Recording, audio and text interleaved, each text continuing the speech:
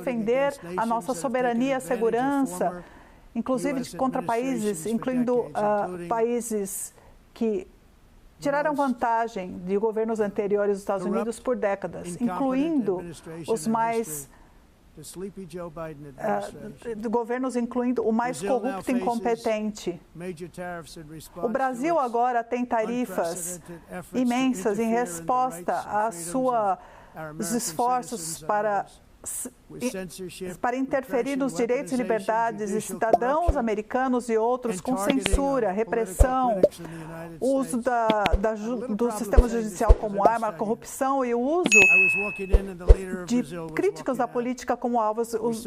Você acredita que em meio a uma crise diplomática entre Brasil e Estados Unidos, Lula e Donald Trump trocaram um abraço e combinaram uma conversa?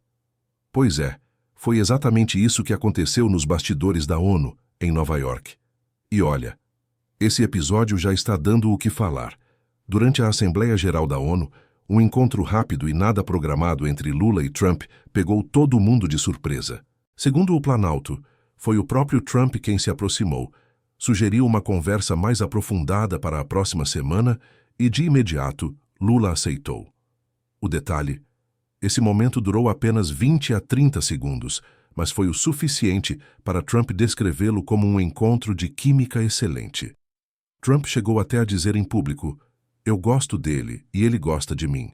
Tivemos um momento rápido, mas foi um bom sinal." Um discurso que contrasta com a atual tensão entre os dois países, marcada por sanções, sobretaxas a produtos brasileiros e críticas pesadas ao judiciário. Agora, eu quero saber de você.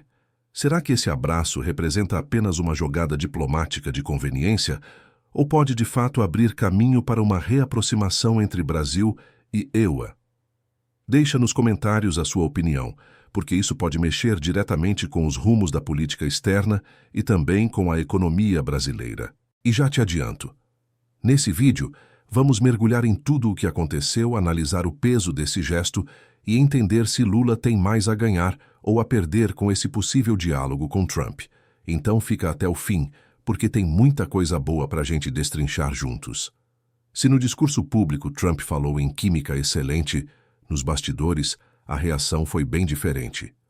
O Planalto confirmou que Lula aceitou a proposta de conversar, mas o Itamaraty tratou de puxar o freio de mão. A ordem é: cautela total. Diplomatas brasileiros lembram que essa não é a primeira vez que Trump faz movimentos inesperados na arena internacional. O exemplo citado por eles foi a reunião com o presidente da Ucrânia, Volodymyr Zelensky, que acabou colocando o líder ucraniano em uma armadilha política meses atrás. Ninguém no governo Lula quer repetir esse erro. Por isso, antes de qualquer encontro presencial, há uma forte defesa de que a primeira conversa seja por telefone. Assim, o Brasil evita exposição desnecessária diante da imprevisibilidade de Trump. Afinal, estamos falando de um presidente conhecido por mudar de posição em questão de minutos, o que pode gerar instabilidade diplomática e até novos embaraços no comércio internacional. E tem mais. Apesar do clima amistoso descrito por Trump, não podemos esquecer que os ICER acabaram de aplicar sanções contra autoridades brasileiras e sobretaxar produtos como café e carne bovina. Na prática, esse aperto atinge diretamente o agronegócio e setores que pressionam o governo brasileiro por respostas rápidas.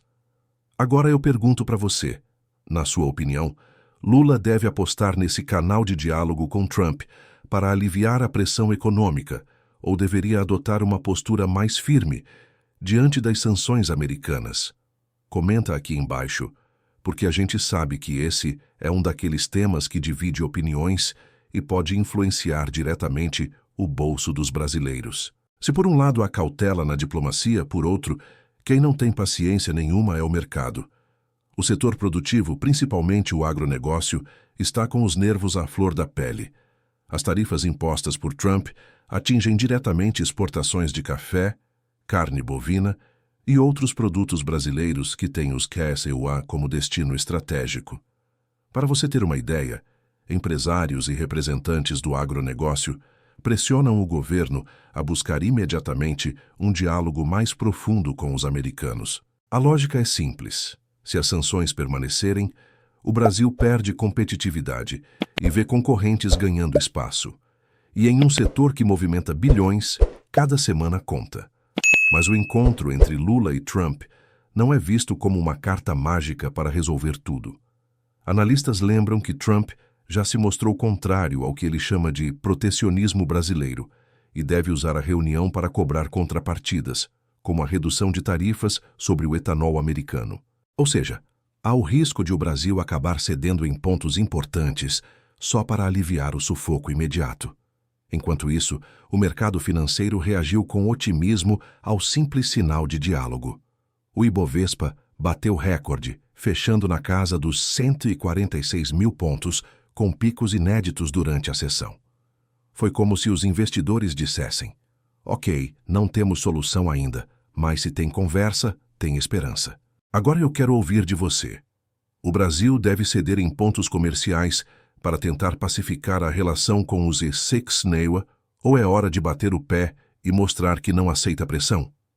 Deixe a sua opinião nos comentários, porque essa é a grande encruzilhada: negociar ou resistir.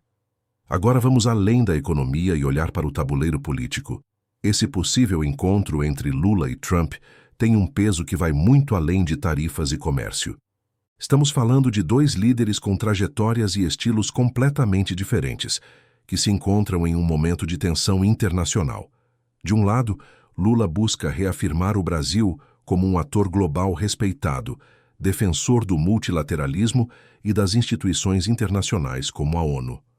No seu discurso deixou claro: sanções arbitrárias e unilaterais não podem ser aceitas. Do outro lado, Trump aposta em uma política de força direta, muitas vezes imprevisível, e já deixou recados claros de que quer o Brasil mais alinhado aos interesses dos E6. E aqui entra o ponto delicado. Até que ponto Lula pode dialogar sem parecer que está cedendo? Há uma preocupação entre diplomatas brasileiros para que o país não caia na mesma situação de vulnerabilidade que outros governos enfrentaram ao lidar com Trump, marcado por sua volatilidade e imprevisibilidade.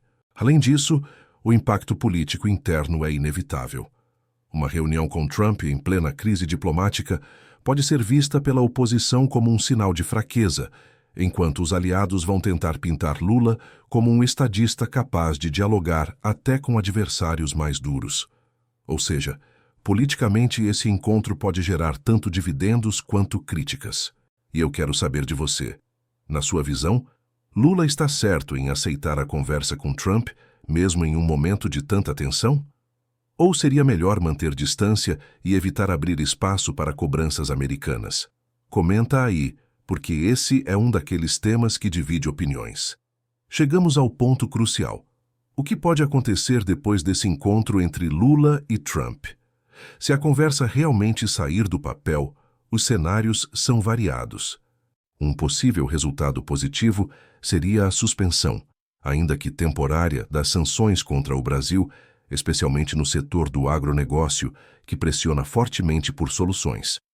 Isso já abriria espaço para uma retomada gradual do diálogo comercial e diplomático.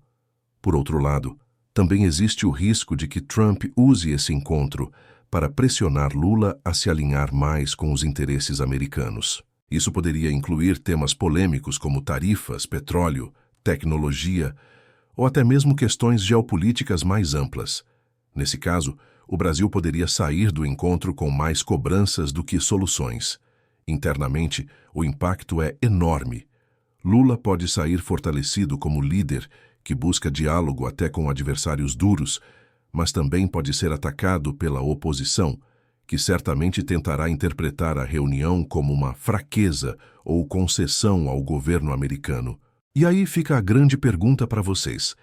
Esse encontro pode marcar um recomeço nas relações entre Brasil e Estados Unidos, ou será apenas mais um capítulo da tensão diplomática que já vem se arrastando há meses? Quero muito ver a opinião de vocês nos comentários, porque esse debate é fundamental para entender o futuro político e econômico do nosso país. Então já sabe, comenta aqui embaixo, deixa o like se esse vídeo trouxe informações importantes para você e se inscreve no canal para não perder as próximas análises.